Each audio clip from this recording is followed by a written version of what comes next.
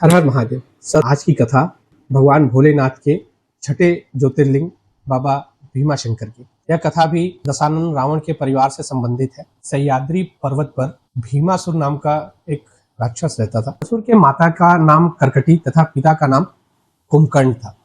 वो परम भगवान विष्णु का परम द्रोही था, उनका कट्टर शत्रु था। इसका कारण ये था कि भगवान श्री राम ने कुंभकर्ण की हत्या करी थी, जो कि उसके पिताजी थे। कर्कटी के पहले पति विराध की भी हत्या भगवान श्री राम ने करी थी।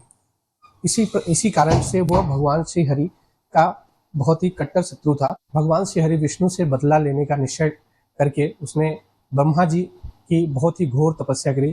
उसने 1000 साल तक भगवान ब्रह्मा जी की बहुत ही घोर तपस्या की थी। इससे प्रसन्न होकर श्री ब्रह्मा जी प्रकट हुए। उसने उनसे अतुलित बल की मांग करी, तो भगवान ब्रह्मा जी ने उन्हें अतुलित बल का वरदान देकर वो अंतर्ध्यान हो गए।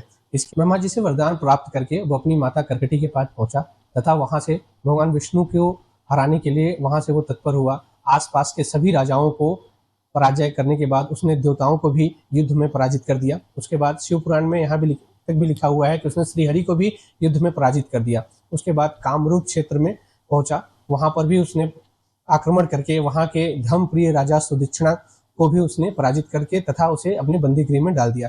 सुदक्षिण राजा भगवान भोलेनाथ के परम भक्त थे। महाराज सुदक्षिणा ने कारागार के अंदर ही भगवान भोलेनाथ की पूजा आरंभ करी तथा अपने प्रजाजनों को इसके अत्याचारों से मुक्त कराने के लिए भगवान की प्रार्थना करी। इधर देवता भी इनके अत्याचारों से त्राहि त्राहि कर रहे थे। उन्होंने भी और ऋषियों मुनियों ने भी इकट्ठे होकर सभी ने भोले बाबा की पूजा करी तथा भोले बाबा को इस परेशानी से मुक्ति दिलाने के लिए उनका अभिवादन किया। उसके बाद भोले बाबा प्रकट हुए। उन्होंने कहा कि इसको हराने का कारण राजा सुदक्षिण ही होंगे। जब भीमासुर को यह पता चला कि राजा सुदक्षिणा ही उसके नाश का कारण होंगे, तो वह त्वरित कारागार में पहुंचा और वहां पहुंचकर भगवान की पूजा कर रहे महाराज से पूछा, ये क्या कर रहे हो? उन्होंने जो भगवान का सारा वृत्तांत उनसे कह सुनाया।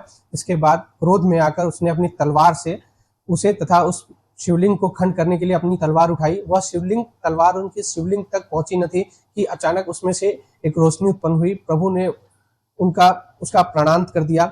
इस भीमासुर का अंत होते ही समस्त ऋषियों ने, देवताओं ने, राजा सुदक्षिणा ने भगवान का विधि पूर्वक पूजन किया तथा वहीं पर निवास करने का आग्रह किया, जिसे भगवान भोलेनाथ ने सहर्ष स्वीकार कर लिया।